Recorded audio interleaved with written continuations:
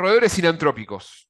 Ustedes saben que cuando hablamos de plagas sinantrópicas nos referimos a especies que realizan sus hábitos y su ciclo de vida en entornos y actividades humanas. Eso significa sinantrópico.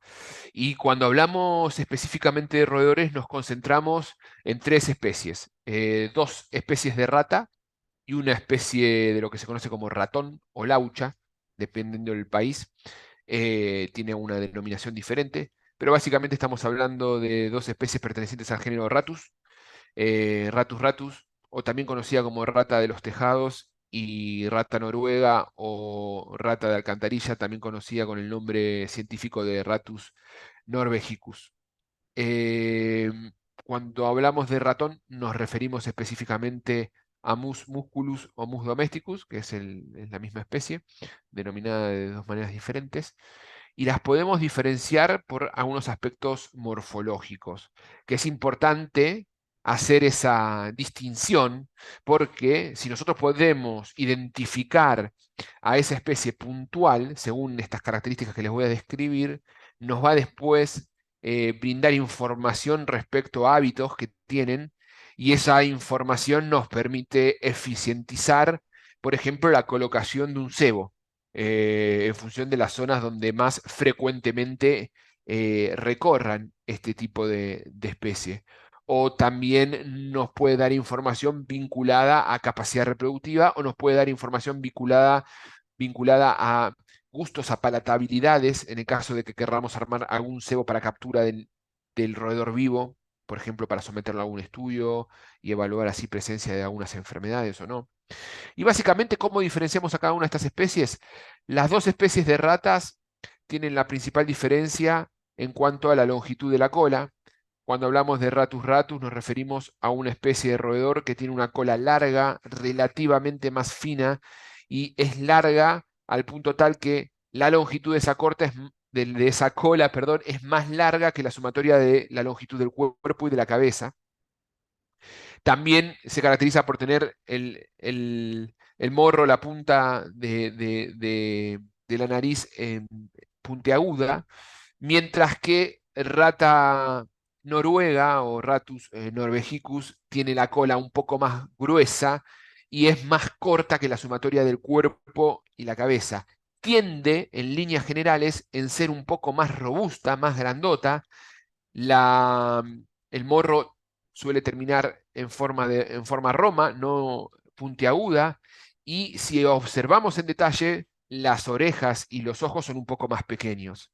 Principalmente nos vamos a dar cuenta por la diferencia en la longitud de cola. Si bien hay también diferencia en cuanto a la coloración del pelaje, de hecho, vulgarmente las podemos encontrar como rata negra y rata gris. El pelaje es algo que puede variar mucho dentro de la especie, por ende no es una característica como para tomarlo desde un punto de vista descriptivo. En cuanto al ratón, es más fácil de diferenciar, primero porque tiene un tamaño significativamente más pequeño y además tiene orejas más grandes y redondeadas, bien característico del ratón, y ojos bien pequeños. Eh, Otra característica, como para no confundírsela con una rata joven, el ratón tiene patas cortas, patas chicas, mientras que la rata siempre es patona, tiene las patas, sobre todo patas traseras, bastante más grandes que un roedor de género mus. Acá vemos las especies, fíjense en la longitud de la cola, justo la foto está cortada, pero el grosor de la cola se ve muy bien, el aspecto más robusto en líneas generales de la rata gris o Ratus norvegicus, y Ratus ratus tiene la cola más finita y larga. Esta característica de la cola larga y finita también le sirve como, no es un órgano prensil propiamente dicho, pero le sirve como un punto de apoyo para poder a ver, un segundito que tengo, un segundito y estoy con ustedes, ¿eh?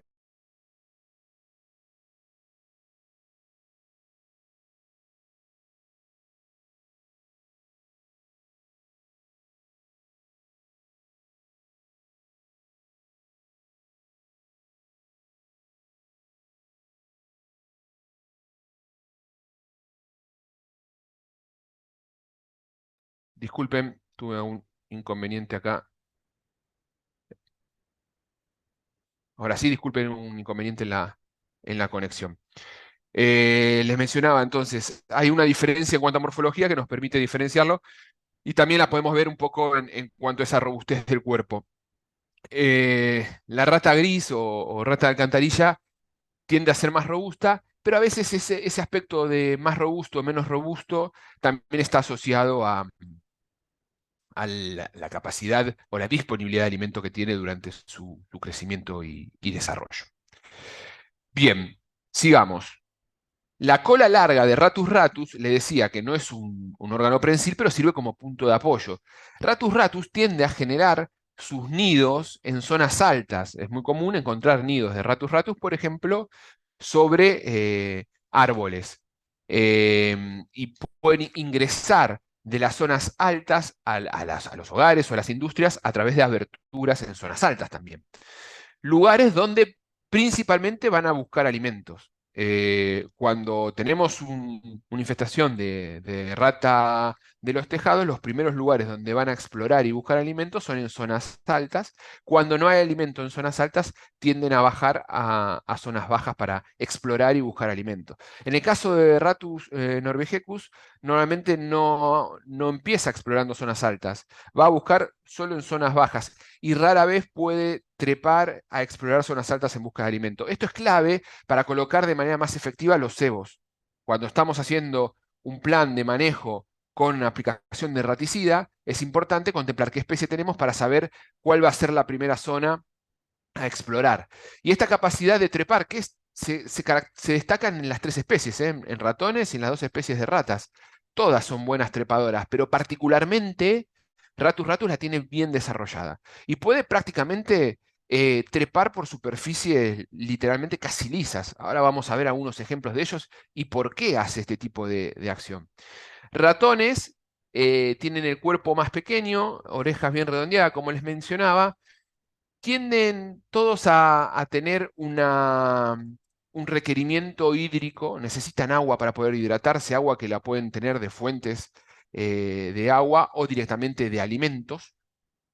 En el caso del ratón, la demanda de agua suele ser un poco más grande que la demanda de las ratas y, y pueden generar, a diferencia de las anteriores, nidos en lugares muy pequeños con mínima estructura de refugio. Un ratón puede hacer un nido en donde puede aparecer una hembra con su progenie en un ámbito donde se acumula cartón, papeles, generando una estructura realmente no muy, no de mucha protección, como si por ahí podemos encontrar en el caso de Ratus norvegicus que las madrigueras las va a realizar bajo tierra. Eh, si bien trepan, también tienen otras cualidades que les permiten atravesar diferentes obstáculos, como por ejemplo, tienen una gran capacidad de nado y tienen una gran capacidad de aguantar mucho tiempo la respiración bajo el agua. Entonces también pueden, de alguna manera, bucear. Eh, Esa capacidad les permite atravesar zonas anegadas y zonas como alcantarillas o incluso aparecer a través de desagües como en inodoros, ¿no? En donde no hay zonas con aire, pero pueden atravesar todas esas cañerías y salir por estos lugares. Todas tienen una gran capacidad reproductiva, acá se las resumo en este breve cuadro, en donde podemos observar que los tiempos de gestación aproximadamente rondan entre los 20 y los 30 días, podemos decir que está cerca de mes, un poquito menos de un mes, y que el número de cría también va variando en función de la especie, y que los que tienen mayor número de cría compensan ese mayor número de cría con un menor número de camadas y viceversa. Esto, a modo de resumen, podemos llegar a la conclusión de que dan mucha descendencia en poco tiempo, porque esto es la capacidad reproductiva de una sola hembra. Si contemplamos que viven en clanes en donde hay un macho dominante y tres, cuatro o hasta cinco hembras gestantes, por madriguera hay mucha capacidad de generar descendencia rápidamente. El macho dominante es el único que se reproduce en ese clan. Y contaminan mucho los roedores. Hay un trabajo muy interesante de Pollack a fines de los 70, en donde cuantificó cuál es la capacidad de contaminación de una sola rata. y estableció que una sola rata puede generar 20.000 puntos, 25.000 puntos de excreta, 25.000 fecas, lo que se conoce como fecas, 5 litros y medio de orina y 1 millón de pelos. ¿Tá? Todo eso son puntos de contaminación que contienen un montón de microorganismos e incluso pueden contener ectoparásitos y generar así propagación de enfermedades. Pensemos en un lugar donde se producen alimentos. Todos estos 25.000 fecas, estos 5 litros y medio de orina y este millón de pelos son focos de contaminación. Entonces, ¿qué problemas pueden ocasionar los roedores? Básicamente se alimentan de materia prima, consumen alimentos, contaminan alimentos, ya vimos la capacidad que tienen para contaminar, pueden dañar estructuras mediante la acción de roer, son roedores. Vamos a ver ahora en detalle, pero el hecho de que sean roedores significa que les crecen constantemente los incisivos, ¿no? Y que tienen una necesidad de gastar esos incisivos para poder subsistir. Y roen para gastar estos incisivos en diferentes tipos de superficies, desde sacos, y así también acceden a alimentos, hasta estructuras más rígidas, como pueden ser estructuras de madera, metales, plásticos e incluso cables, ocasionando con ello problemas, por ejemplo, en instalaciones eléctricas, amén de que transmiten enfermedades. Transmiten enfermedades que podemos agruparlas en enfermedades transmitidas por microorganismos como bacterias, donde se destacan entre ellas la leptospirosis, la peste bubónica, que diezmó la población de Europa en el siglo XIV, y la transmitían a través de las pulgas, claro. La virosis, diferentes virosis, entre ellos el virus antivirus, la enfermedad antivirus, que la pueden transmitir algunos roedores silvestres y también ratas de las especies que estamos viendo aquí. Hay diferentes tipos de antivirus. La fiebre hemorrágica argentina, enfermedades producidas por hongos como dermatofitosis o parasitosis como la triquinosis, que incluso se puede trasladar, es una enfermedad producida por nemátodos que se puede trasladar del roedor hacia el cerdo y después, si no se tiene un buen proceso de chacinado, se puede pasar esos quistes de nemátodos hacia productos elaborados como chorizos o similares. Y de repente aparecen un montón de enfermedades vinculadas a la presencia de roedores. A eso le sumamos el impacto que tienen los roedores sobre determinadas actividades, que tienen un impacto negativo en cuanto al estatus de un lugar, ¿no? Un lugar con la presencia de roedores le baja la calidad porque uno inmediatamente lo asocia a un estado de salubridad inaceptable, al punto tal que puede, en consecuencia de la aparición de roedores y la difusión de ese tipo de imágenes, los locales ser clausurados. También les voy a mostrar algunos ejemplos de estas situaciones. Y hasta ahora vimos algunas características morfológicas si encontramos el individuo, pero no siempre encontramos al individuo porque las ratas tienden a tener un comportamiento bastante nocturno, a estar asociados sus movimientos a los momentos en donde hay menos movimientos humanos, a tener un movimiento sigiloso. Entonces aparecen junto con ella las señales de presencia, ¿no? ¿Qué otras cosas nos indican de que hay roedores en el ambiente? Y una de las principales señales de presencia de los roedores son las heces, las deyecciones, las fecas que encontramos. Las fecas tienen una morfología también, que la podemos vincular a la presencia de una especie o de la otra. Cuando hablamos de rata noruega, de Ratus norvegicus, nos referimos a una feca aproximadamente el tamaño de un grano de trigo con las puntas redondeadas. En el caso de rata de los tejados, de Ratus ratus, nos referimos a una feca del mismo tamaño, de un grano del trigo, pero con las puntas puntiagudas. Y en el caso de deyecciones o fecas de ratón, nos referimos específicamente a una feca pequeña, del tamaño de un grano de arroz y con las puntas puntiagudas también. Fíjense que les coloco unas imágenes de referencia que están en negro, y no hablo del color, porque el color depende del alimento y se tiñe fácilmente con el alimento, por suerte, porque eso nos permite también evidenciar el consumo de determinados raticidas. Cada fabricante le coloca un color característico a la marca comercial que vende de raticida, y eso nos va a permitir también saber cuál es el raticida más consumido, de mayor consumo en ese ámbito que estoy explorando, si hubo o no consumo, en función de cómo están teñidas las deyecciones. Y si analizamos también las deyecciones, nos puede ofrecer más información, además de la especie, sino también información vinculada al tiempo que estuvo en ese lugar. Si nosotros analizamos en lupa esas deyecciones y encontramos una superficie seca, una zona interna hueca con presencia de algún otro tipo de insectos, como pueden ser derméstidos o a una especie de coleópteros o larvas incluso, vamos a evidenciar un paso del tiempo. Entonces nos va a estar indicando de que en esa zona no fue colocada esa feca recientemente, que por lo menos ha pasado un tiempo determinado. Y las fecas normalmente tenemos como dos lugares. Los roedores tienen muy mala visión. La visión de los roedores es mala y complementan esa visión mala con varios sentidos, entre ellos el olfato.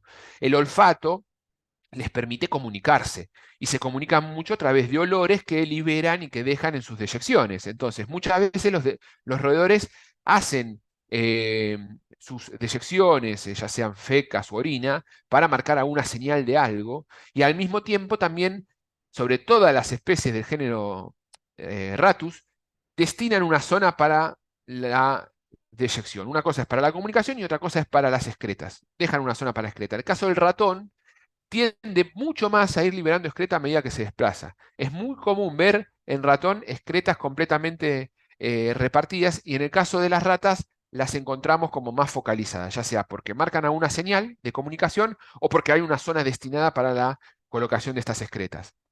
Acá vemos, por ejemplo, en un molino harinero, perdón, cómo se ven las deyecciones de fecas de ratas, ¿tá? Entre medio de restos de harina.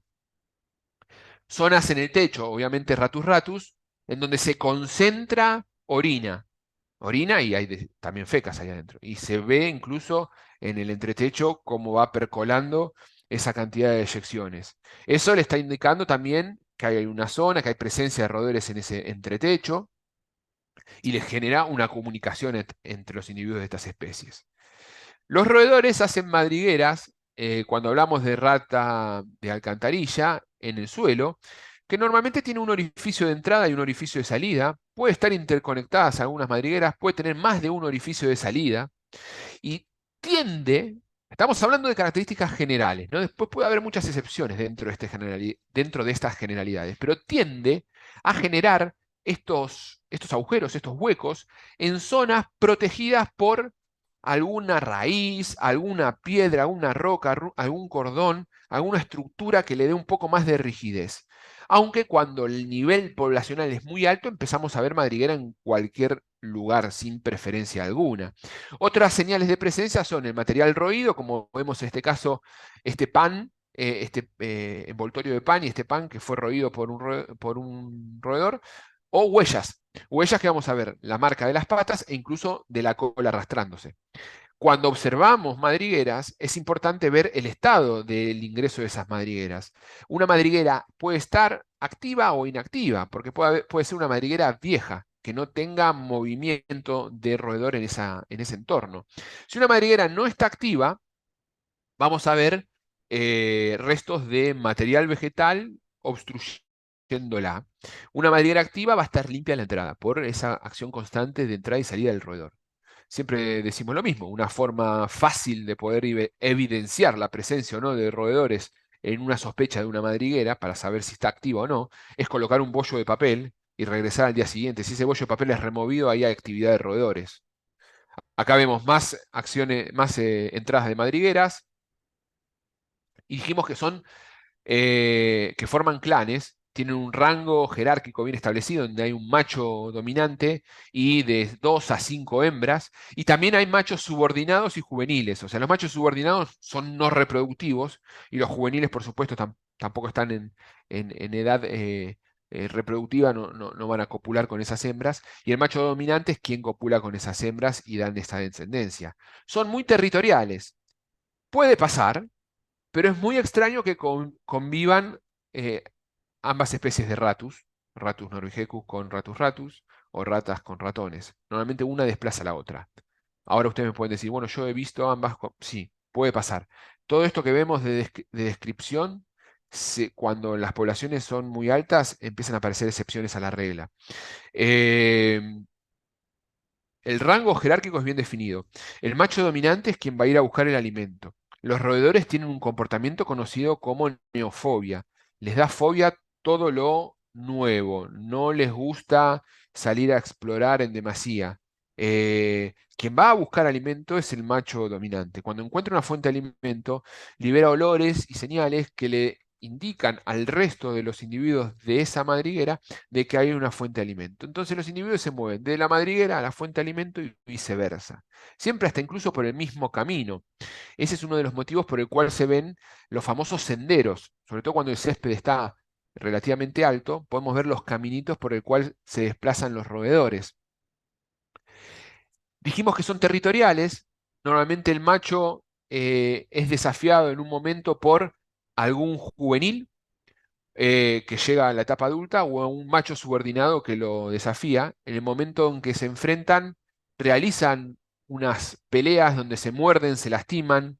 Se puede notar en estos casos la bolsa escrotal súper agrandada, llena de testosterona, en donde de este resultado de esta pelea va a haber un perdedor y un ganador. El ganador se queda con ese rango jerárquico dominante y el perdedor es expulsado de esa camada, de esa colonia. Ahora, se va hacia otro lugar a desafiar a otro macho o a morir en solitario.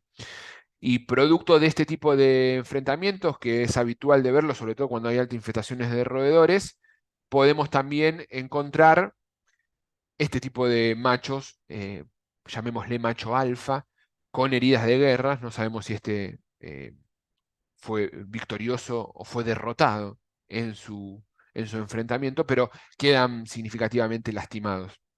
Este es un perfil en donde se puede ver el corte de una madriguera tipo. Las hembras cuidan a las crías, son mamíferos,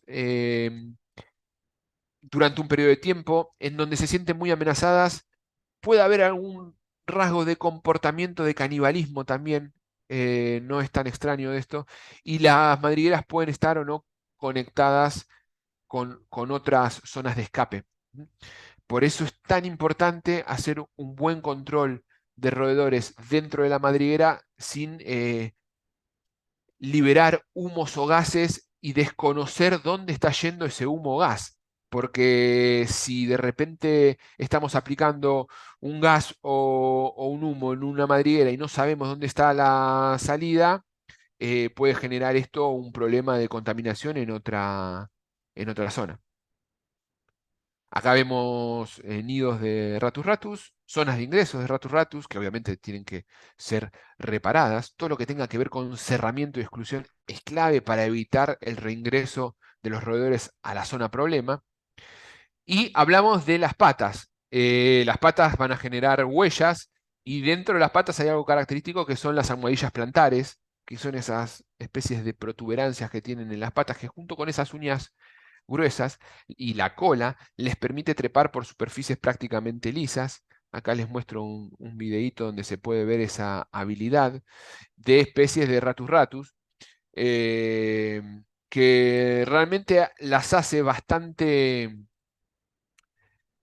complicadas de controlar mediante barreras físicas, ¿no? Porque saltan muy bien, trepan muy bien, roen, nadan, hasta bucean, y eso hacen que tengan muchas estrategias para poder esquivar cualquier tipo de impedimento físico que le pongamos. ¿Se puede colocar alguna trampa para ver huellas y presencia de roedores? Podemos hacer alguna trampa puntual. Normalmente se busca algo que deje la huella. Puede ser talcos. Si se usa talcos, se tienen que usar talcos inertes que no tengan perfumes. Recordemos el tema de la neofobia de los roedores. No es aconsejable utilizar harinas, pero también hay otros métodos más limpios que utilizar talco y más efectivos como para monitorear presencia de estos roedores. Eh, si revisamos bibliografía, vemos que se citan saltos de más de 70 centímetros en rata y de 25 centímetros en ratón. que junto a las características de las uñas y de las patas hacen que puedan atravesar diferentes obstáculos, trepar a alturas diferentes, incluso algunas muy significativas, encontrarlas en entornos variados, e incluso salir, como les mencionaba, por los inodoros. De hecho, hay descargas de inodoros que vienen con alguna estructura de trampa para evitar el ingreso de roedores. Acá se pueden ver los senderos marcados por los caminos que hacen los roedores desde la fuente de alimento hasta la madriguera. Claramente se ve ahí los senderos, zonas de ingreso. Acá se ve mucho mejor, esto es una producción avícola. Ahí se ven los senderos por donde circulan. Y rastros de presencia, en los lugares donde se acumulan polvos. Pensemos en un galpón en donde pueden haber alguna producción animal o en donde el aseo es un poco deficiente. Hay polvo, de repente encontramos zonas limpias, entre comillas, o pulidas. Y eso tiene que ver con el cuerpo lleno de pelo, con el cuerpo peludo de la rata, que camina, trepa por ese lugar y va dejando, eliminando rastros. Y de repente vemos una zona llena de telas de araña una zona pegada a la pared limpia de esas telas de araña, también puede ser la circulación de roedores en ese lugar. Los roedores tienen en su cuerpo glándulas sebáceas. Y así como les dije de que tienen una mala visión y que complementan esa mala visión con un buen olfato, también lo complementan con un buen tacto. Y el tacto lo tienen a través de los pelos, de los que son las vibrisas, y principalmente bigotes y estructuras de pelos en un tipo de pelo específico que tienen en el cuerpo. Es por eso que en línea general es un roedor cuando se desplaza tiende a pegar parte de su cuerpo contra la pared y arrastrar el cuerpo. Como tiene glándulas sebáceas, deja manchas de grasas en esos ámbitos al desplazarse.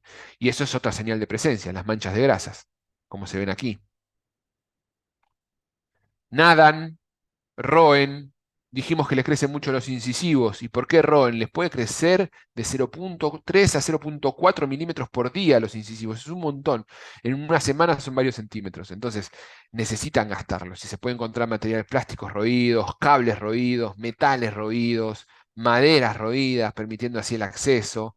Cables roídos que pueden generar cortocircuitos. De hecho, hay algunos productos que impiden la acción de roer, productos que no contienen biocidas, como este que le estoy mostrando en pantalla, que son aerosoles que generan, son espumas de aislamiento que generan una reacción para evitar que el roedor gaste sus incisivos en estructuras de cable, con una duración de hasta 6 meses. Cuando el roedor encuentra alimento y encuentra alimento en disponibilidad, va a alimentarse de una manera particular, aprovechando la parte más nutritiva de ese alimento. En este caso, estamos hablando de una semilla y particularmente del endosperma, donde tiene más valor nutritivo, es más rico para el roedor y el daño es bien característico. ¿Mm? Más manchas de grasa, en este caso de Ratus ratus, miren por dónde están trepando, dónde dejan las manchas de grasa al atravesar esa viga. Zonas de ingreso que deben ser cerradas. Nunca subestimen la capacidad que tiene un roedor por pasar por hendiduras pequeñas. Un roedor con que pase la bóveda cefálica, que es la altura del cráneo, el resto del cuerpo lo puede aplastar y pasar por endijas realmente muy, muy finitas, muy estrechas. Entonces tenemos que hacer un cerramiento bien específico, sobre todo cuando hablamos de puertas, ¿no? Tenemos que poner burletes específicos que estén al ras del suelo, con materiales que no puedan acceder a los roedores y que permitan el ingreso a esos lugares. Reparaciones para evitar las zonas de acceso a los roedores, más reparaciones. Existen algunos productos específicos para sellar estos tipos de aberturas por donde pueden circular ratas o ratones. Productos que pueden ser, no se recomienda utilizar el poliuretano expansible porque lo puede gastar y puede atravesarlo. Sí se recomienda utilizar productos específicos para evitar este tipo de acceso, productos que van a generar una duración, se pueden aplicar fácilmente, por ejemplo, con una pistola de calafateo y bueno, impiden de esa manera el paso de un roedor de una zona hacia la otra. Pueden pasar eh, pueden pasar por diferentes estructuras, normalmente modifican su cuerpo para pasar por estructuras pequeñas, pero puede haber alguna excepción, como siempre digo, como en el caso de esta rata que quedó atrapada de bruces. Todas las acciones complementarias a los cerramientos y a las exclusiones tienen que ver básicamente con evitar que el roedor acceda hacia ese lugar y reducir el famoso tríade presente para que aparezca cualquier plaga, que tiene que ver con la disponibilidad de agua, refugio y alimento. Estas tres cosas son las necesarias para que la plaga crezca y se reproduzca en ese ámbito. Cuando hablamos de agua, puede obtenerla a través de alimentos húmedos o de fuentes de agua. El alimento, la rata o los ratones comen literalmente de todo, mucho vinculado a residuos de humanos, eh, pero son animales omnívoros, pueden comer desde granos, vegetales hasta carnes. Puede haber una preferencia de productos cárnicos o grasas para lo que son especies como Ratus norvegicus y más de productos como frutas, mieles para lo que es Ratus ratus, y en el caso de ratón más asociado a alimentos como pueden ser la mantequilla de maní o alimentos elaborados con alto contenido proteico. La modificación del entorno. La modificación del entorno por sí solo no te controla un problema de roedores, pero claramente genera que el roedor esté más incómodo al querer ingresar a una industria. En la imagen inferior se ve una modificación de ese entorno mediante la colocación de piedras, haciendo en un camino y por supuesto con el césped corto.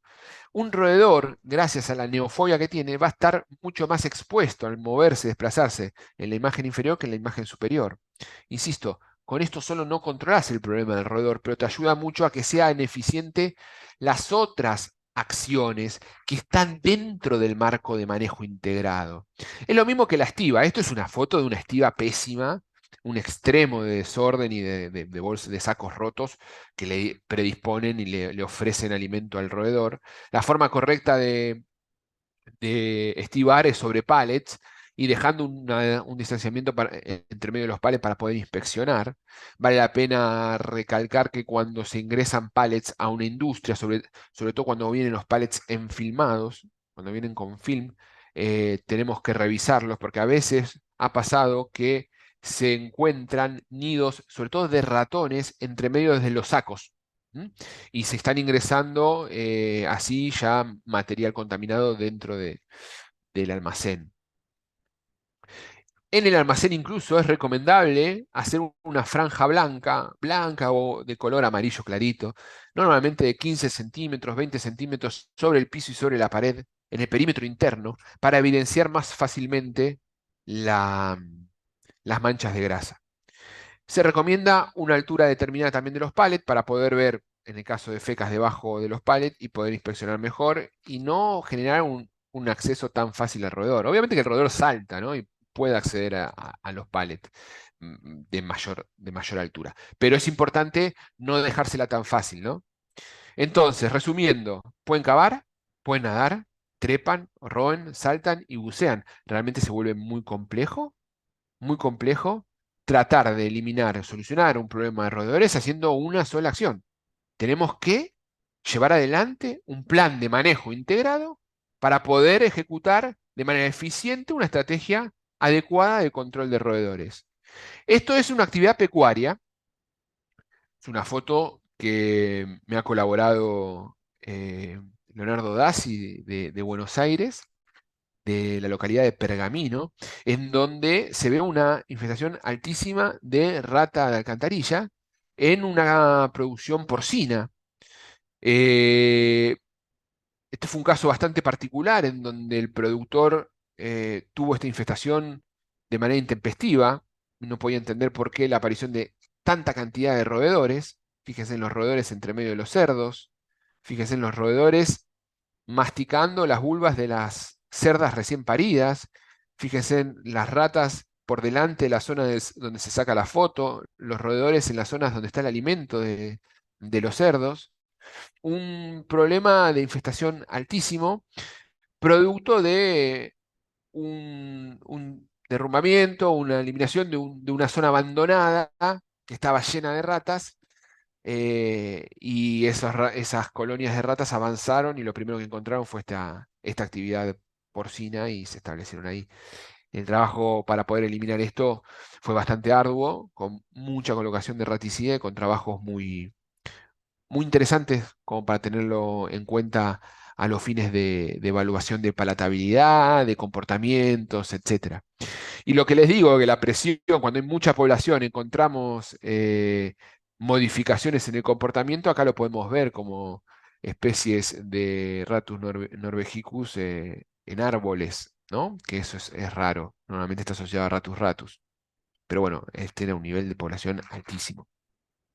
¿Y de qué hablamos cuando hablamos de manejo integrado?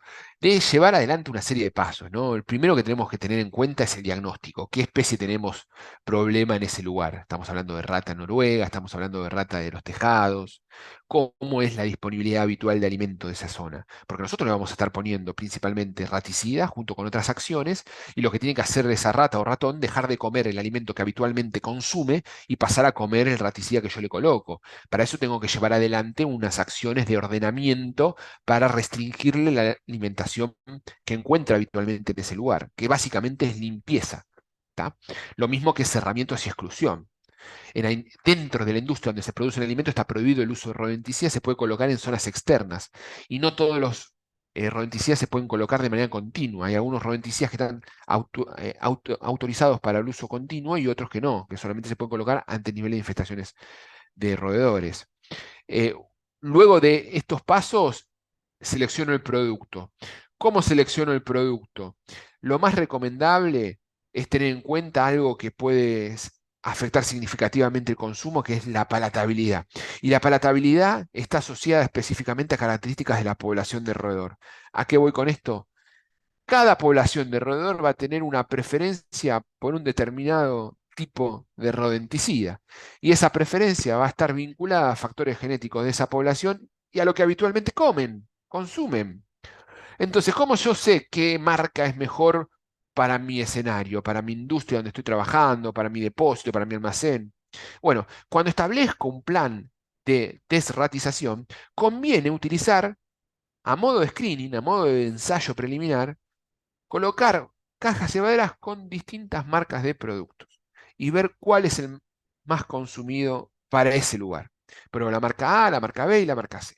Y en ese lugar, si tengo un consumo mayor de la marca A, utilizo esa marca A y hago mi desratización con esa marca. Pero esa marca va a ser eficiente y efectiva en ese lugar. Cuando voy a otro escenario, tengo que volver a hacer ese screening, porque puede ser que la palatabilidad de otra población de roedores sea diferente. No siempre el raticida que fue mejor consumido en un lugar va a ser consumido en todos los lugares. Después que elijo el raticida, configuro la colocación de los mismos en función, bueno, del marco legal, dónde puedo colocar, dónde no puedo colocar, y también de las cajas cebaderas que cuento. Es importante contar con normas de seguridad de cómo voy a colocar ese raticida para evitar la contaminación hacia organismos no objetivos.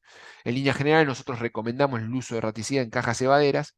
Puede también colocarse raticida dentro de las madrigueras. Si ustedes identifican madrigueras y colocan raticidas, es recomendable colocar raticidas en bloques, normalmente son bloques parafínicos con sistemas de anclaje que les puedan colocar algún alambre, algún gancho, y nosotros de esa manera poder permitir meter el raticida la madriguera y poder sacarlo para ver el consumo. Si ustedes utilizan pellets o utilizan granos embebidos con raticida, tiran un puñado dentro de la madriguera y después pierden la trazabilidad de ese consumo. No saben cuánto se consumió de ese raticida. Entonces es importante hacer este ejercicio para poder saber el consumo que están teniendo en ese lugar particular.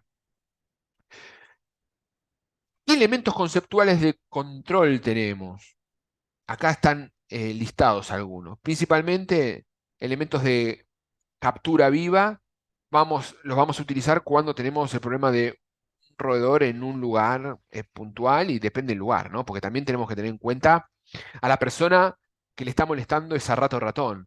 Si es alguien que tiene una fobia a la presencia de roedores, yo no voy a colocar una rata o ratón que quede atrapada en una jaula y que la persona ahí después le tenga miedo y no pueda tocarlo, moverlo o genera una percepción de rechazo. Es lo mismo que una placa adhesiva, que son muy útiles para determinados entornos. Pero si alguien le tiene miedo a una rata y hay una rata en un departamento, en un piso, y yo coloco una placa adhesiva, la rata cuando entra la placa adhesiva empieza a gritar hasta que se muere. ¿Tá? Eso puede generar también un efecto negativo en esa acción de control puntual, ¿no?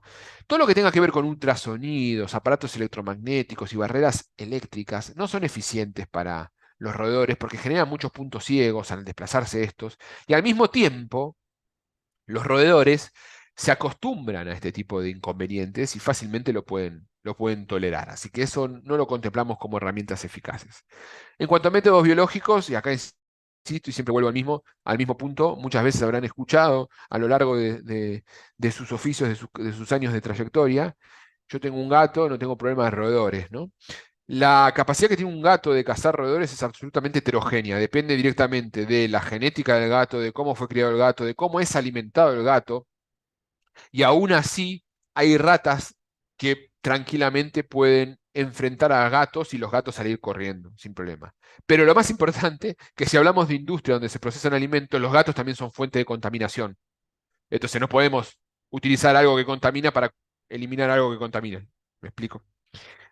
En algunos países hizo alguna experiencia con rodenticidas a base de salmonela, no aquí en España, que también entraría dentro de los métodos biológicos. Y lo más utilizado son los métodos químicos, particularmente el uso de rodenticidas. Quimioesterilizantes, hubo algunas experiencias también en algunos países, incluso aquí creo que también, en donde consiste productos que van a esterilizar a los roedores y evitan así que se sigan propagando. El tema es que, bueno, mientras tanto el roedor vive y sigue contaminando hasta que se muera de viejo. Un roedor, si tiene disponibilidad de refugio, alimento y condiciones climáticas tolerables, puede vivir 2 años, 3 años. Los gatos entonces no son un controlador, los descartamos, por más que ocasionalmente encontremos a un gato con a un ratón en la boca. Lo cierto es que si también contemplamos a predadores como perros, estos podrían llegar a generar alguna ayuda, sobre todo en algunas empresas que trabajan con brigadas caninas, para detectar madrigueras, así como se utilizan canes para detectar presencia, por ejemplo, de chinche de cama, de Cimex, que hay varias empresas que lo utilizan por el olfato. También hay perros que pueden detectar presencia de madrigueras, pero no para el control. Si quieren divertirse un rato, pueden googlear y buscar diferentes videos de ratas enfrentando a gatos que hay para todos los gustos, en donde se puede ver que claramente no es un animal que pueda controlar a este roedor. Las placas adhesivas es una herramienta muy interesante, sobre todo cuando tenemos el problema dentro de un lugar donde no podemos colocar raticidas. Los raticidas los colocamos de manera externa. Entonces, hay placas adhesivas y placas adhesivas. Hay placas adhesivas un poco más, entre comillas, desprolijas, que las podemos preparar nosotros en algún pedazo de cartón, en alguna bandeja, y algunas placas adhesivas que ya vienen en formato de plástico, con sistemas de anclaje, sin sistema de anclaje, con estructuras de refugio, para ser colocadas dentro de cajas cebaderas. El principio básico de toda placa adhesiva es un polímero que cuando el roedor toca con ese polímero se queda pegado y en ese intento y en ese afán de querer escaparse, se queda más adherido y se termina muriendo por asfixia al, al enterrarse el morro en esos milímetros de adhesivo y no poder respirar. La placa adhesiva tiene que ser rígida. Si el roedor es muy grande y la placa adhesiva no es robusta, se la puede llevar el roedor si no queda completamente adherido a esa placa adhesiva. Puede haber alguna falla en control si no está bien colocada también. Es importante colocarlas pegadas contra la pared, que son los lugares de circulación del roedor. Bien. Existen trackers, no comercializamos de estos, pero existen, son productos que podemos teñir algún alimento y producto de esa tinción, cuando lo consume el roedor, dejan sus marcas a través de sus deyecciones, de sus huellas, y nos permite también así identificar en qué lugares se está desplazando este animalito. Y, por supuesto, las trampas mecánicas. Las trampas mecánicas clásicas, con lugar para cebado. En industrias donde se produce un alimento no se puede poner alimentos para ese cebado, se colocan eh, cebos artificiales que emiten olores de alimento y hay mucha variedad. Nosotros comercializamos los cebos Nara, que son muy buenos, que tenés de diferentes tipos de olores. Y como les mencionaba, hay algunos olores dulces más palatables y más atractivos para Ratus ratus, otros más atractivos para ratón, otros más atractivos para Ratus norvegicus, depende. Y también tenemos una tecnología de trampas que está vinculada a través de un sistema online a una red de información que nos permite cuantificar las capturas, las posiciones donde fueron colocadas las trampas, que son los sistemas de TrapMe. Las trampas tienen que tener determinada presión para que sean efectivas, y eso va a depender también del tamaño de la rata o ratón que se esté capturando. Si la trampa no tiene la presión adecuada, es probable que la rata escape o incluso se le arranque algún pedazo de su cuerpo y no quede retenida en esa trampa. Las jaulas tienen como finalidad la captura viva, sobre todo si se los quiere someter a los roedores a determinados estudios para poder analizar presencia de patógenos, ¿no? Por ejemplo, presencia de leptospirosis. Eh, Son jaulas con un piso falso que cuando el roedor toca ese piso se cierra la entrada. Eh, Se colocan un cebo alimenticio. Para tener más eficiencia en la captura hay que hacer un precebado del lugar o un acostumbramiento de que el roedor pueda observar la jaula abierta en el entorno. ¿M? Los roedores son bastante desconfiados ante sobre todo en poblaciones bajas, ¿no? Ante a una cosa nueva. Entonces tenemos que de alguna manera generarle un entorno adecuado para que pueda acceder sin ningún tipo de miedo y capturarlo de esa manera. Estos generan un acostumbramiento al ser animales sinantrópicos muy interesante de analizar, asociado a nuestros horarios y nuestros hábitos. Es muy común hacer inspecciones en momentos de disposición de residuos de diferentes em, negocios, en donde vemos que las ratas salen a la hora en que se saca la basura, a comer de la basura. Entonces, tenemos que tener en cuenta bien esto como para saber dónde están, de dónde están viniendo y cuál es el movimiento de este tipo de roedores. Existen trampas automáticas que pueden capturar varios individuos a la vez. Normalmente pueden ser para ratas, pueden ser para ratones. Esta particularmente que comercializamos es para ratones. Hay diferentes modelos. Y ya, no, ya entramos en lo que son los rodenticidas. Los rodenticidas son productos que matan a los roedores una vez que estos los consumen. Principalmente en el mercado se encuentran productos anticoagulantes. La mayoría de los productos que se encuentran en el mercado son anticoagulantes. ¿Qué significa que un producto sea anticoagulante? Eh, los ingredientes activos que actúan como anticoagulante interfieren en el proceso de generar los precursores de productos que van a ayudar a coagular la sangre del roedor. Y está asociado fuertemente con la síntesis de vitamina K. Sin esos precursores que ayudan a la coagulación de la sangre, el insecto no puede coagular la sangre. El insecto, digo, el roedor no puede coagular la sangre. Pero no muere por eso. Muere porque además de eso, los rodenticidas generan lesiones o roturas en capilares internos. Entonces, como se rompen los capilares internos y la coagulación no puede actuar para cicatrizar esa rotura de capilares, provocan hemorragias internas y se termina muriendo el roedor. El roedor no se muere inmediatamente una vez que consume el raticida. Tarda un tiempo. La velocidad entre el consumo y la muerte del roedor depende de factores como el tamaño del roedor, el tipo de ingrediente activo, hay ingredientes activos más tóxicos, menos tóxicos, y también eh, como es el peso, bueno, el tamaño, ya lo dije, el tamaño del roedor. ¿Mm? Bien, nosotros, como los roedores, tenemos una incapacidad de almacenar la vitamina K. Entonces, la vitamina K cuando ingresa en nuestros cuerpos, atraviesa un proceso de oxidación y de reducción constante dentro de un ciclo de la vitamina K para producir estos precursores que les mencionaba.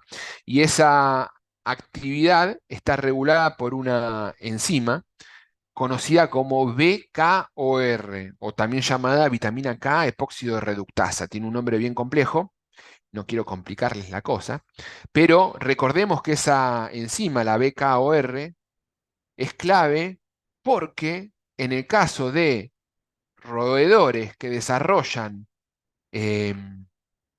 resistencia, mediante un proceso de mutaciones, generan una enzima que no es capaz de poder eh, ser inhibida por esos anticoagulantes. Entonces se vuelven eh, inocuos ante el consumo de estos raticidas.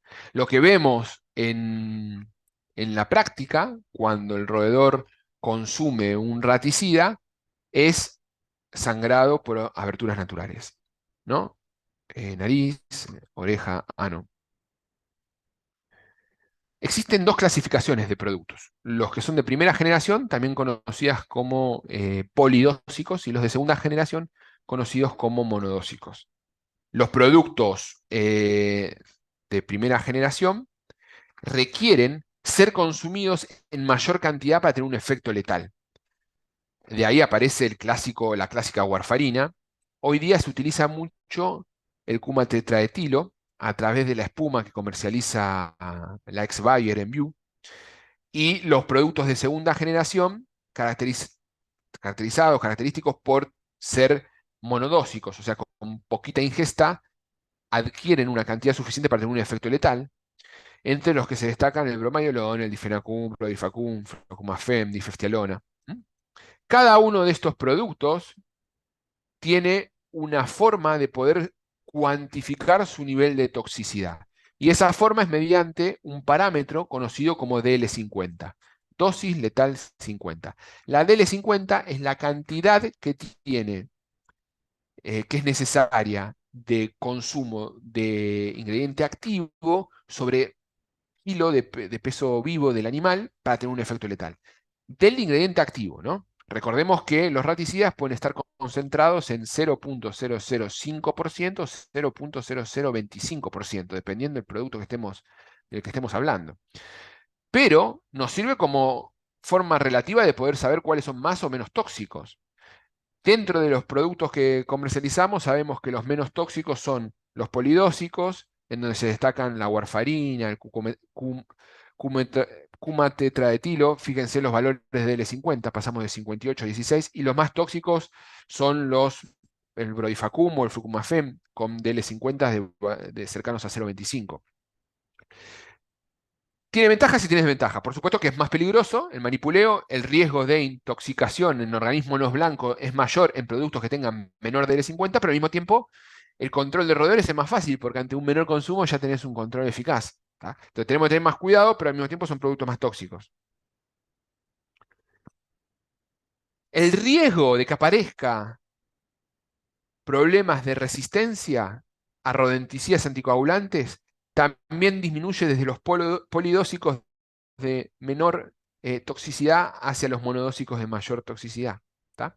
Es inversamente proporcional a cómo va disminuyendo la potencia o la toxicidad del producto. ¿Tá? Que sea que aparezcan genes, mutaciones genes producto de mutaciones que provocan esta enzima BKOR alternativa para poder aguantarse los anticoagulantes, no significa que puedan resistir todos los anticoagulantes. Hay de hecho 8 mutaciones. En España están detectadas 5 de esas 8 mutaciones. Algunas mutaciones te permiten resistir a diferentes activos.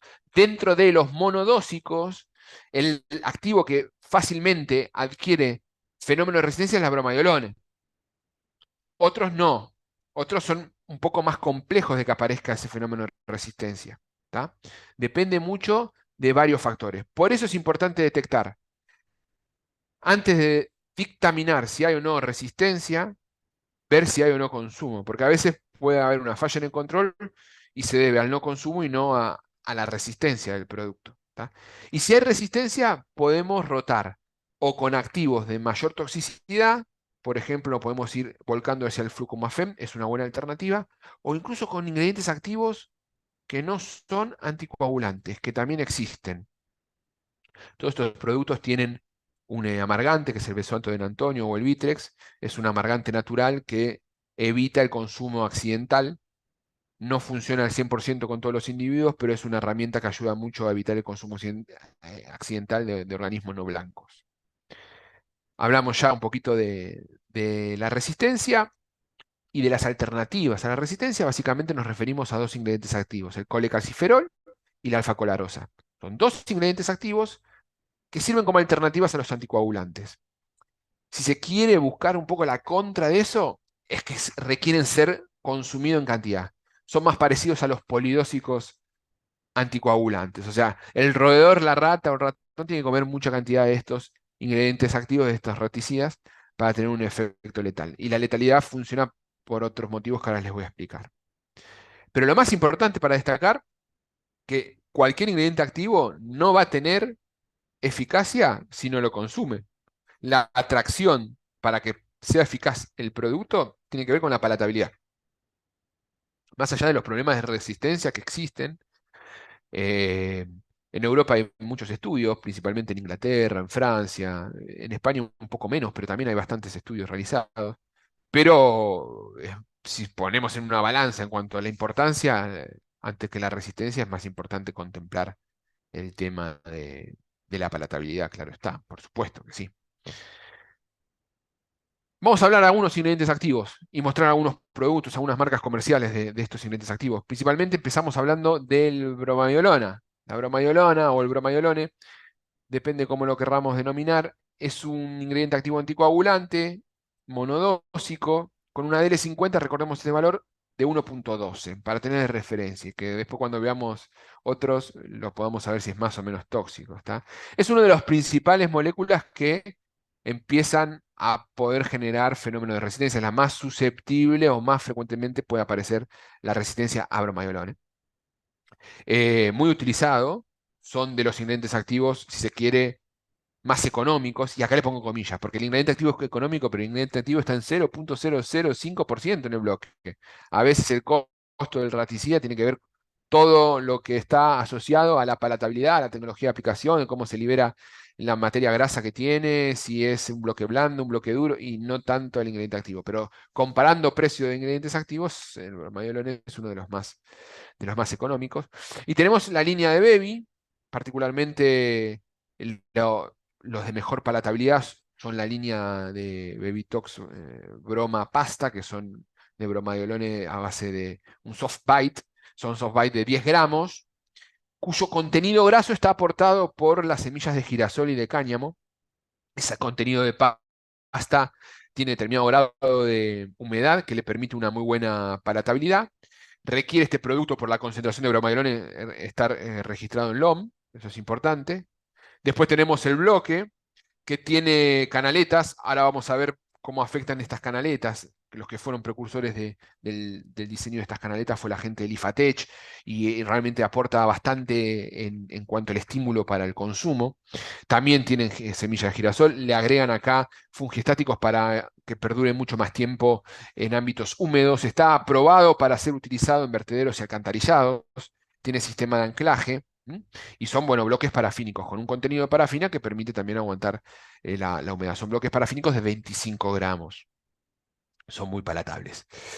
Salimos de bromaiolona y nos metemos en difestialona, un ingrediente activo casi que el doble de tóxico que la bromaiolona. Estábamos en 1,12, acá estamos en 0,56, ¿no? Valor de DL50 miligramos por kilo. Es bastante tóxico en organismos acuáticos, hay que tener cuidado ahí ante una eventual contaminación. Tiene una toxicidad similar al focumafén y al brodifacoum, ¿no? Es importante contemplar la palatabilidad de estos productos. Dentro de la línea que manejamos son los productos más palatables.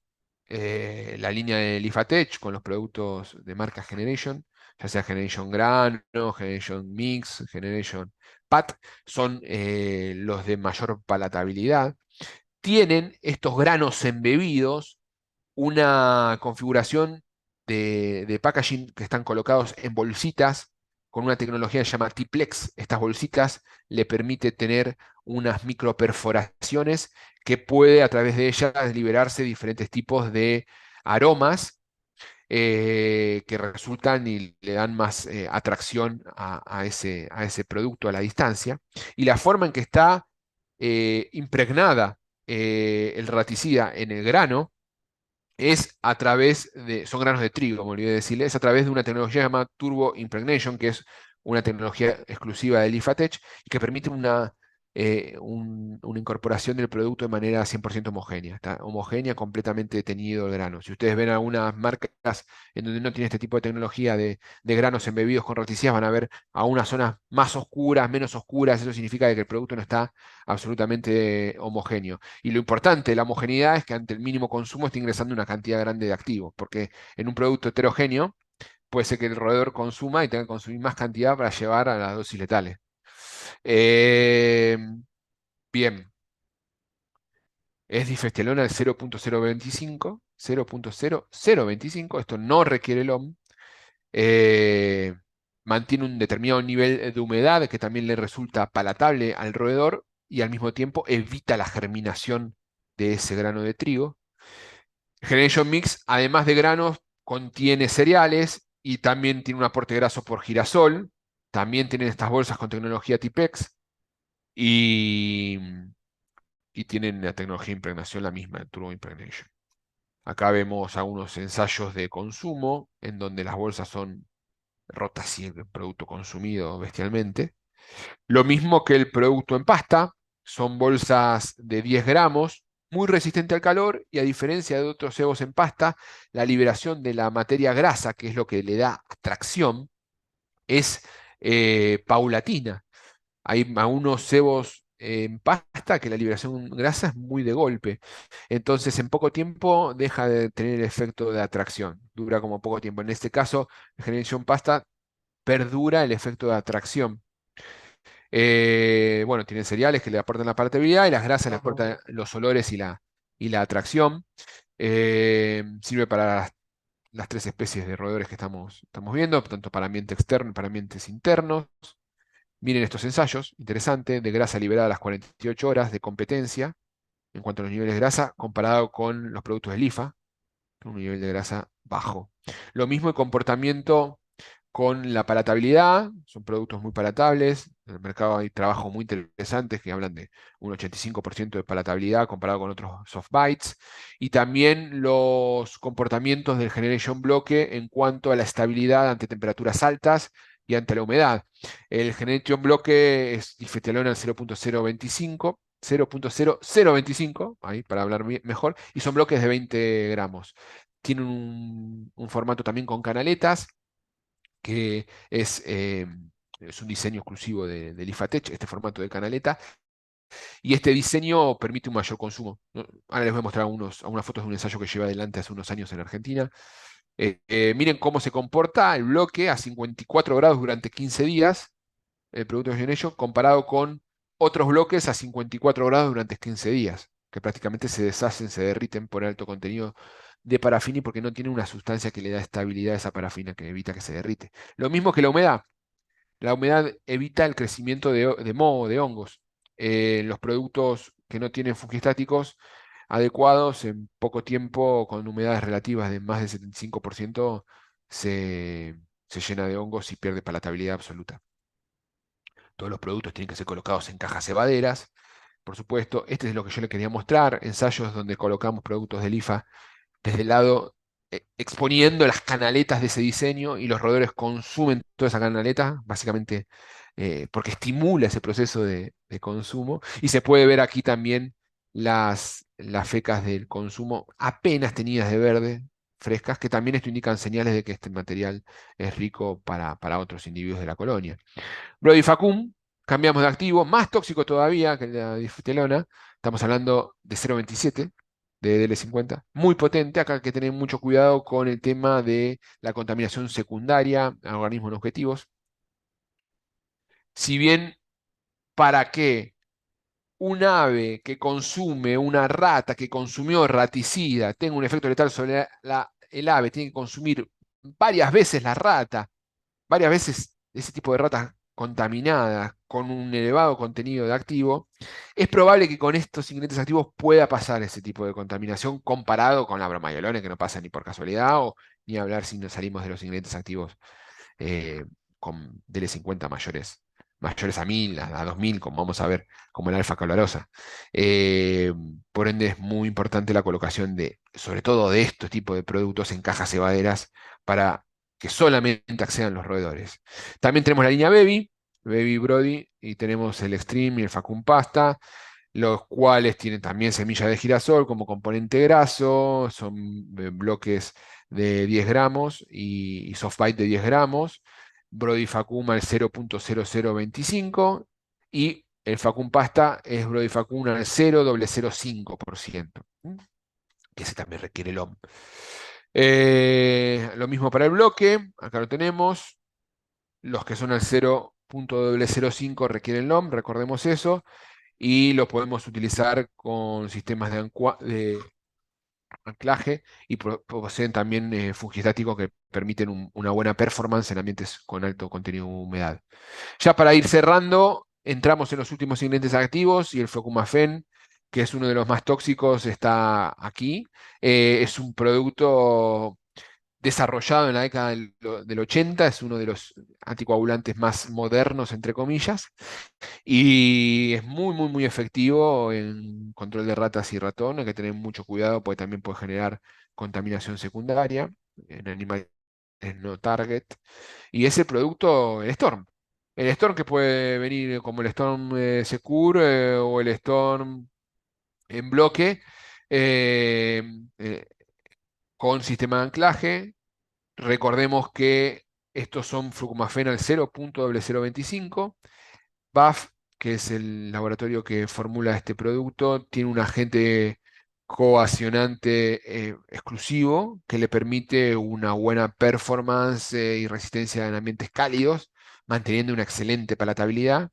Si ustedes van a ver que el Storm es un producto relativamente más caro comparado con los otros ingredientes activos anticoagulantes que estuvimos viendo hasta ahora, pero la palatabilidad es extraordinaria realmente.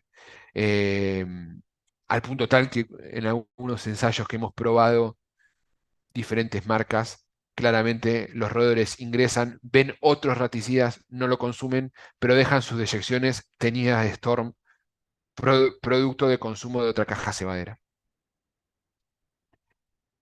Las espumas, como el Racumin, que contienen cumatetratilo, que es un ingrediente activo de primera generación, polidósico, con una DL50 de 16,5 miligramos por kilo.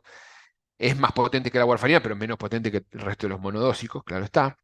Eh, es una espuma que viene con una cánula, sirve para colocar en zonas donde circulan los roedores y los roedores se le impregna esa espuma en el cuerpo y como tienen hábitos de limpiarse, cuando se limpian, ingieren esa espuma y después se mueren. La espuma es expandible, persiste un par de semanas, es una herramienta muy interesante como complementaria, sobre todo para tratamientos en interior, en algunos lugares de circulación de roedores cerrados. Complementaria a la acción de raticidas, pero es muy buen producto, Racumin. La alfa-colarosa, ya salimos de los ingredientes activos anticoagulantes, es un ingrediente activo con una L50 mayor a 5000. Acá ya estamos hablando de productos muy seguros para mamíferos, pero complicados y letales para roedores. Eh, ¿Cómo funciona? Hace una modificación de procesos metabólicos que también incluyen actividades neuronales y el ritmo cardíaco, produciendo hipotermia y eventualmente la muerte. Para que esto suceda, el ratón lo tiene que consumir. Son productos enfocados al control del ratón. ¿M? Va a funcionar eficientemente en roedores pequeños. En ratas no es tan eficiente o no es eficiente. Y también tiene una contra que cuando hace mucho calor, estos procesos de hipotermia no se logran. En verano, cuando hay consumo de estos productos, puede haber aún una falla en el control porque el mismo entorno hipercálido no genera ese problema de hipotermia que termina ocasionando la muerte. El producto que comercializamos como alternativa para ratones es el Alpha-Kill, es alfa-colarosa al 4%, son soft buy con muy buena palatabilidad, exclusivo para control de ratón.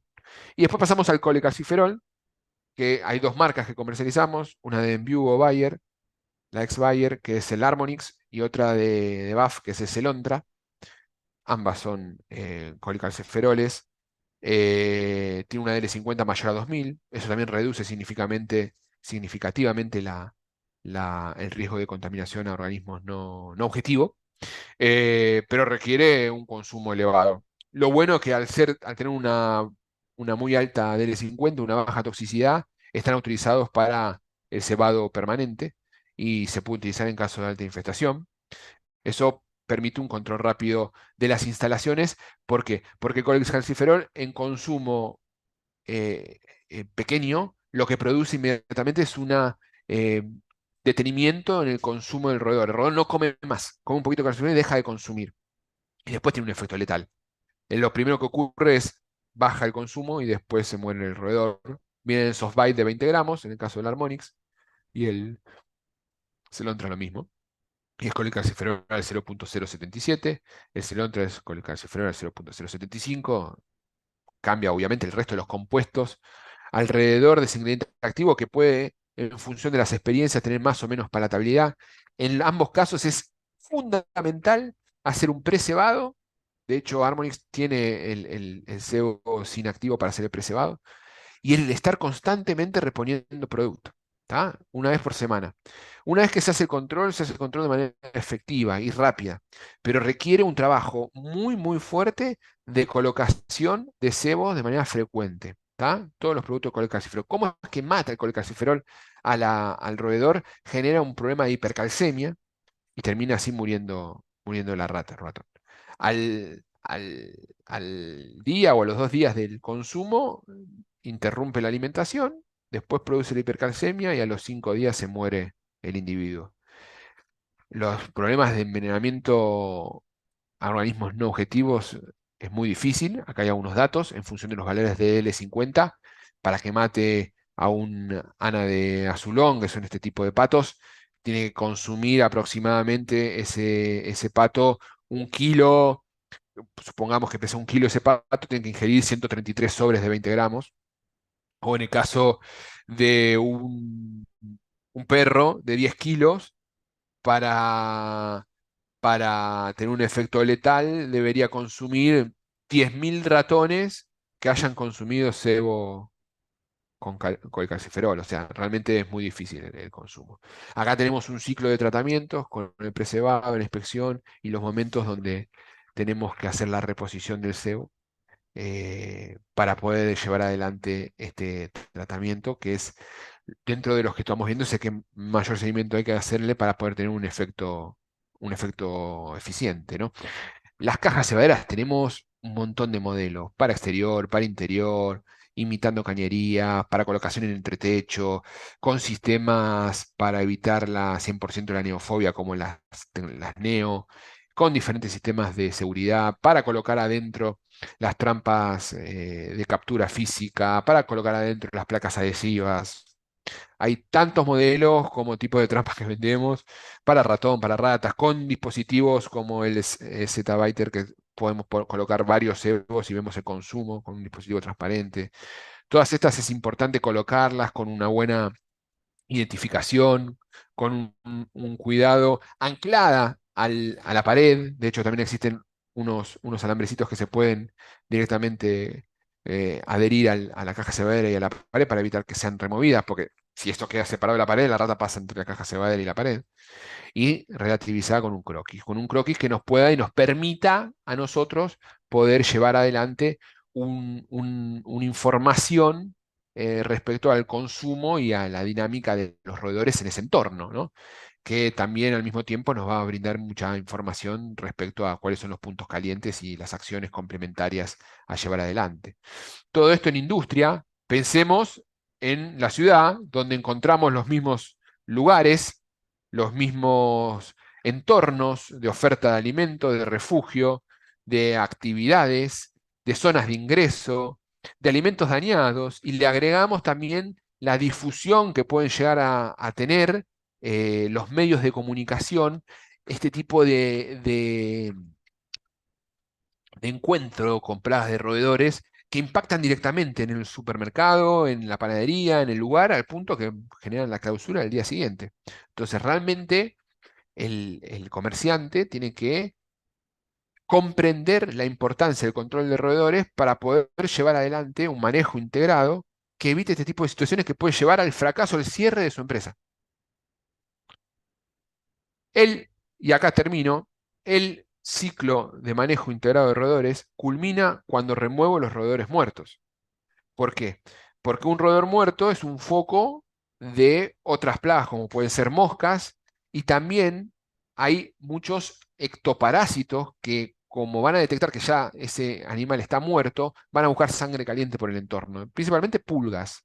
Entonces, después de la eliminación de roedores, cuando hay muchos roedores, tengo que aplicar una desinsectación para eliminar esos ectoparásitos y también eliminar esos roedores muertos, que pueden ser muchos o pueden ser pocos, y evitar que se nos escapen algunos, y sacamos un poco de ese mito urbano de que los raticidas momifican, como me han dicho varias veces, momifican a las ratas. Si vemos un roedor así, es producto del avance de los microorganismos que fue descomponiendo ese cuerpo, ¿no? Las raticidas no momifican, no generan esto. Esto genera un abandono de que no fue removido ese roedor muerto, además de los malos olores que pueden llegar a provocar.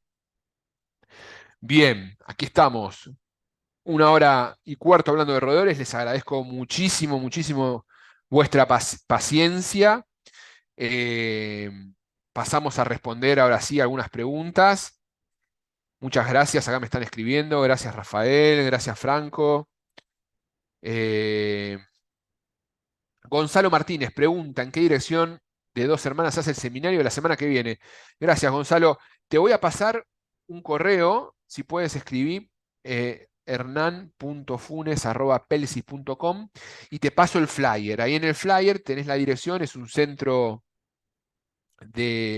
educativo, en donde tiene un auditorio muy, muy lindo en la ciudad de Dos Hermanas.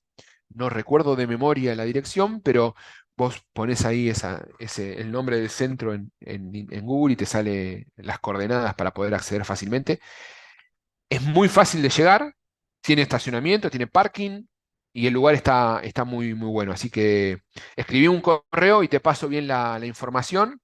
Y a los que se ingresaron después, les recuerdo que el jueves que viene vamos a estar llevando adelante un encuentro presencial en la ciudad de Dos Hermanas, vecino a Sevilla, en donde vamos a estar hablando de diferentes temas.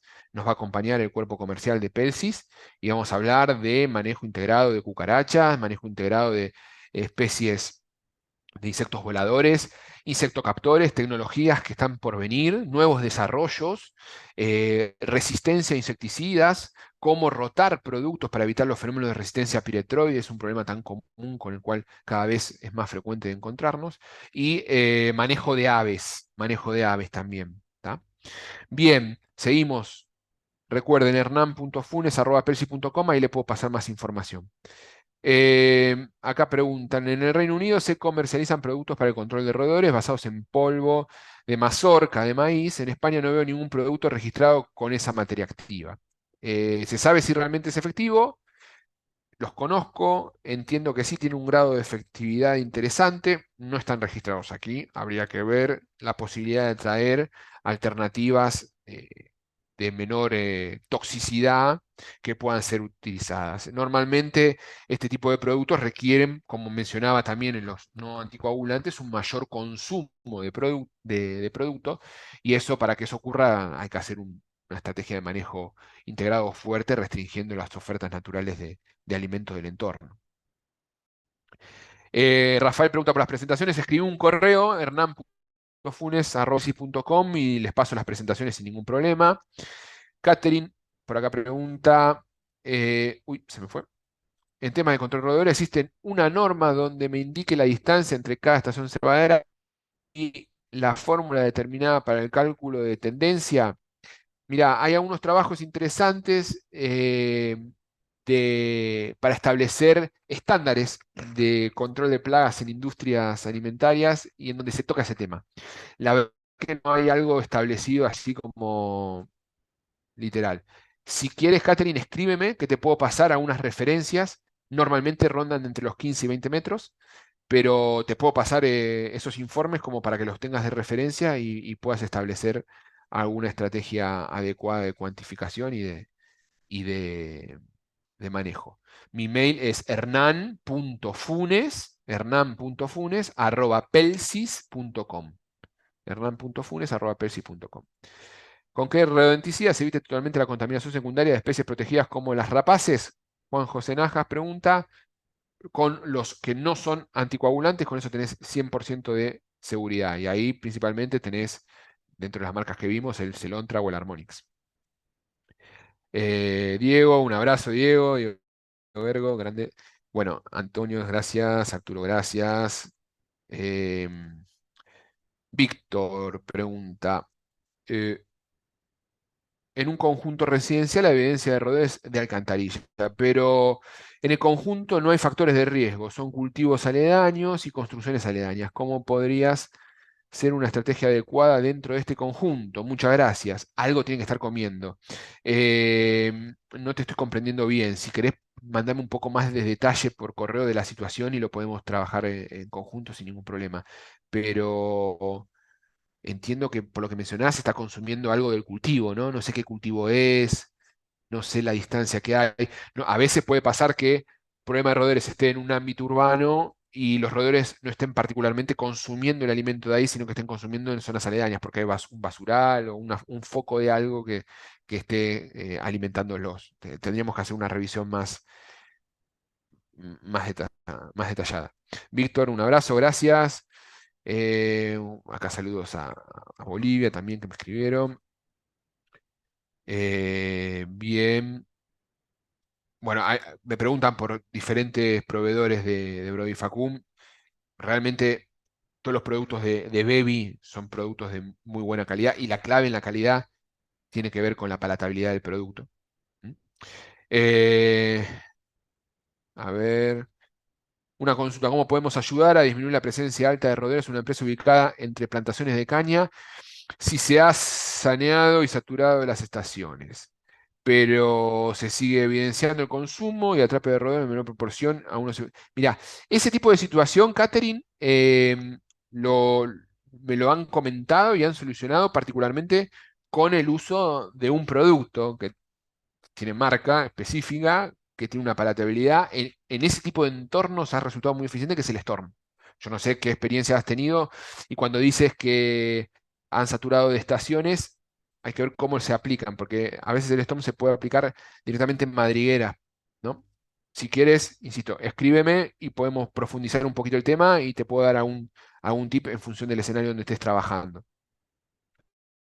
Cuando me escriban, hernán.funes@pelsis.com, eh, me detallan por favor el lugar, así yo también los puedo contactar con algún comercial de la zona. Eh, Red de alcantarillados en Taco, pregunta Teodoro, el, el, el del IFA, ¿cómo es? El Generation bloque, ese es muy bueno.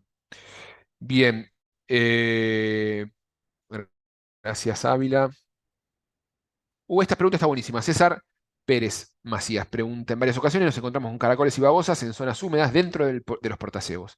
¿El uso de molusquicidas dentro de los portacebos puede crear rechazo para que el roedor haga ingesta, pero no me deterioren los raticidas, caracoles y babosas? La respuesta es sí.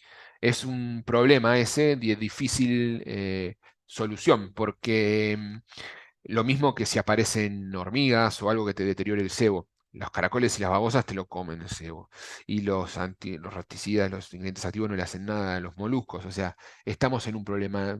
Yo hasta ahora lo que veo lo ves en foco, no lo ves algo como generalizado. Y trato de ubicar de dónde están viniendo esos caracoles y babosas y aplicar molusquicidas o como que metacetaldehído de este estilo en donde están las babosas o caracoles, pero no en el portacebo, porque si vos colocas producto en el portacebo, puedes afectar en la palatabilidad posterior. Sí, eso sí, es así. Bien. Bueno, creo que estamos. ¿Algo más por aquí? Muy bien. Creo que estamos. Ahí respondí todo. Si quedó alguna pregunta, hernan.funes@persis.com.